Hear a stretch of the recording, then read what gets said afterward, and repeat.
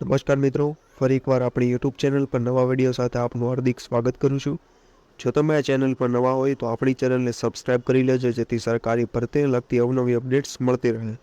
અને જો તમે આપણા વોટ્સએપ ગ્રુપમાં જોડાયા ન હોય તો તેની લિંક ડિસ્ક્રિપ્શનમાં આપેલી છે, જ્યાંથી તમે જોડાઈ શકો છો, જેથી તમને આ વિડીયોની પીડીએફ તેમજ અન્ય ભરતી વિશેની જે તમામ માહિતીઓ મળતી રહેશે।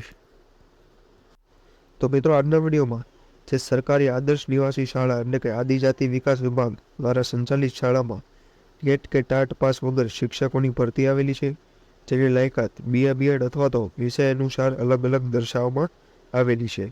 તો આ ભરતી વિશેની સંપૂર્ણ માહિતી આ વિડીયોમાં મેળવીશું। તો ચાલો મિત્રો, વિડીયો શરૂ કરીએ।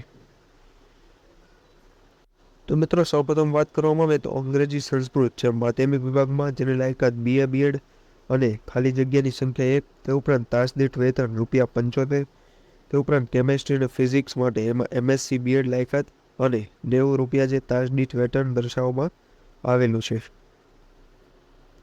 તે ઉપરાંત અન્ય શાળા જે આદર્શ નિવાસી શાળા મેઘરજ, જિલ્લો અરવલ્લી, જેમાં પણ અંગ્રેજી સંસ્કૃત અને ગુજરાતી સામાજિક વિજ્ઞાન માટે માધ્યમિક વિભાગમાં ભરતી આવેલી છે, જેની લાયકાત BA BEd અને તેમાં પણ ₹75 જે તાસ દીઠ વેતન દર્શાવવામાં આવેલું છે। તે ઉપરાંત આ ભરતીના નિયમો જોવામાં આવે તો ઉમેદવાર જે તે વિષયના સ્નાતક અને અનુસ્નાતક, તે ઉપરાંત કોમ્પ્યુટર જ્ઞાન ધરાવતા હોવા જોઈએ। સરકારશ્રીના ધારાધોરણો મુજબ પ્રવાસી શિક્ષકો એટલે કે કોન્ટ્રાક્ટ બેઝ ભરતીમાં તાસ દીઠ માનદ વેતન ચૂકવવામાં આવશે।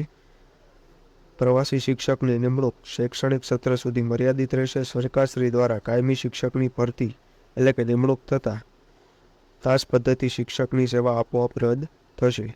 તો વિશેષ લાયકાત અને અનુભવ ધરાવનાર ઉમેદવારને અગ્રિમતા આપવામાં આવશે। આગળ આપણે અરજી વિશેની માહિતી મેળવીશું।